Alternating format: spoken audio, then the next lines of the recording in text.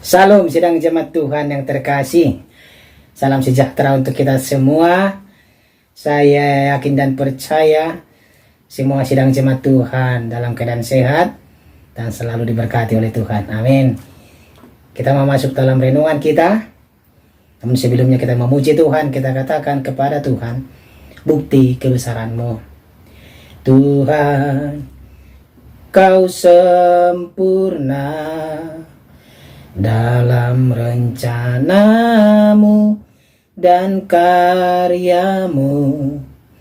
Ku serahkan hidupku, murnikan dengan roh-Mu. Hidupku menggenapi firman-Mu, tanda mujizat sertai tiap langkahku. Kau bersamaku di dalamku, jadi bukti kebesaran-Mu. Amin. Firman Tuhan untuk hari ini dari 3 Yohanes pasal 1 ayat 1 sampai 8. Salam dari penatua kepada Gaius yang kekasih, yang kukasihi dalam kebenaran. Saudaraku yang kekasih, aku berdoa semoga engkau baik-baik dan sehat-sehat saja dalam segala sesuatu, sama seperti jiwamu baik-baik saja. Sebab aku sangat bersuka cita ketika beberapa saudara datang dan memberi kesaksian tentang hidupmu dalam kebenaran, sebab memang engkau hidup dalam kebenaran. Bagiku tidak ada sukacita yang lebih besar daripada mendengar bahwa anak-anakku hidup dalam kebenaran, saling menolong dan perlawanan. Saudaraku yang kekasih, engkau bertindak sebagai orang percaya, di mana engkau berbuat segala sesuatu untuk saudara-saudara, sekalipun mereka adalah orang-orang asing. Mereka telah memberi kesaksian di hadapan jemaat tentang kasih-Mu, baik benar perbuatan-Mu, jikalau engkau menolong mereka dalam perjalanan mereka dengan suatu cara yang berkenan kepada Allah. Sebab karena namanya, mereka telah berangkat dengan tidak menerima sesuatu dari orang-orang yang tidak mengenal Allah. Kita wajib menerima orang-orang yang demikian, supaya kita boleh mengambil bagian dalam pekerjaan mereka untuk kebenaran. Demikian firman Tuhan. Tema kita pada hari ini adalah hidup dalam kebenaran. Saudara yang terkasih, sebelum kita jauh belajar dari 3 Yohanes pasal 1 ini, kita perlu tahu mengenai latar belakang kitab Yohanes 3 Yohanes pasal 1 ini. Di dalam 3 Yohanes pasal 1 ayat 1 dikatakan bahwa surat ini dari penatua, sama seperti di awal 2 Yohanes 1 ayat 1. Jadi sangat besar kemungkinan, saudara yang terkasih, orang yang menulis 2 Yohanes juga menulis 3 Yohanes juga. Menurut para ahli Alkitab, kemungkinan besar bahwa Rasul Yohanes yang menulisnya.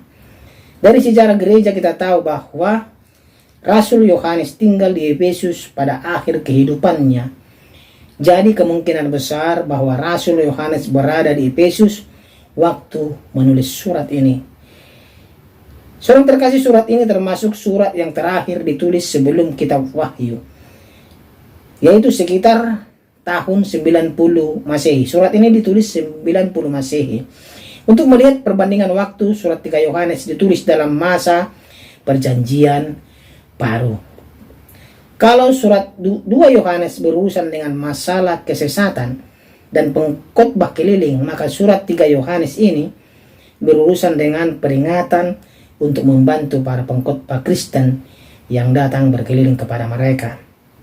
Penerima menurut 3 Yohanes pasal 1 ayat 1, surat ini ditulis kepada saudara Gaius. Siapakah Gaius ini? Kita tidak tahu secara pasti siapa orangnya. Pada saat itu banyak penginjil yang pergi untuk memberitakan Injil ke tempat-tempat lain dengan berpindah-pindah. Mereka biasanya menerima tumpangan dan bantuan dari saudara-saudara seiman di dalam jemaat dimanapun mereka pergi. Gaius biasanya memberi tumpangan kepada mereka. Namun demikian, sedang jemaat Tuhan, seorang lain di dalam jemaat, Diotrephes, tidak mau memberi tumpangan kepada mereka dan dia mengucilkan anggota yang menerima penginjil-penginjil ini. Yohanes menulis kepada Gaius untuk mendorong dia untuk tetap berbuat baik dan menerima penginjil-penginjil ini dan memberi peringatan terhadap Diotrephes untuk bertobat dari perbuatannya yang jahat. Juga di akhir surat ini Rasul Yohanes menulis kesaksian yang baik tentang Demetrius. Saudara terkasih, iman Kristen bukanlah sekedar teori atau ide yang tidak nyata, melainkan hidup secara konkret atau nyata dalam sosok yang dapat disebut namanya. Dalam perikop kita, nama itu adalah Gaius. Gaius dilaporkan hidup dalam kebenaran. Kata kebenaran dalam surat-surat Yohanes adalah cara unik Yohanes untuk mengacu kepada Yesus Kristus. So yang terkasih, kita mungkin tergoda memaknai kekristenan sebagai seperangkat doktrin atau ritual belaka.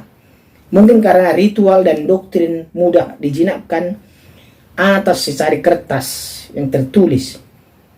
Surat 3 Yohanes menggambarkan iman yang dihidupi pribadi-pribadi yang berelasi. Gaius hidup dalam relasi kasih dengan penatua, dengan orang-orang yang menyaksikan dan menceritakan kehidupannya kepada penatua. Dan dia hidup dalam kebenaran. Hidup dalam kebenaran berpadanan makna dengan berjalan di dalam kebenaran. Dalam bahasa aslinya, istilah tersebut menunjukkan sikap iman yang aktif dan konkret nyata dalam hidup Gaius. Itu tercermin di dalam kehidupan Gaius. Makanya dia diingatkan, dia ditulis surat kepadanya oleh Yohanes. Sikap imannya nyata disaksikan oleh para sahabatnya dan membangkitkan sukacita dalam diri penatua. Sikap iman seperti Gaius memang berpotensi konflik dan penuh gesekan dan penuh dengan suatu kontroversi bisa juga sedang jemaat Tuhan. Namun Gaius tidak gentar. Ia beriman secara konkret nyata kepada Tuhan, menghadapi segala tantangan, bahaya dan resiko yang ada dalam dirinya. Ada yang selalu membuat onar yang tidak menerima para penginjil di sana tadi. Kita sudah baca sedang jemaat Tuhan, Diotrephes ya. Memang benar yang dikatakan penulis Alkitab sedang jemaat Tuhan. Hukum yang tertulis mematikan tetapi roh menghidupkan. 2 Korintus 3:6. Iman tak boleh hanya menjadi doktrin atau ritual saja, melainkan harus aktif dalam berdenyut dalam nadi kita, dalam kehidupan kita. Iman tak bisa hanya menjadi aturan dan larangan, namun harus dihidupi dalam kasih dan kebenaran sedang jemaat Tuhan.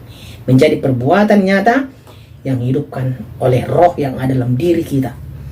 Ketika seseorang bersentuhan dengan gereja, bukanlah teori atau kehebatan intelektual yang membawa kepada Kristus, melainkan perhatian, kemurahan, kasih sayang, dan kebenaran yang seperti yang ditunjukkan oleh Gaius. Jadi hanya jika hidup kita sebagai pengikut Kristus memancarkan kasih Kristus, barulah orang-orang yang bersentuhan dengan gereja atau komunitas Kristen akan merasakan kasih Allah yang sejati, yang luar biasa, dan kebenaran itu akan muncul dan timbul.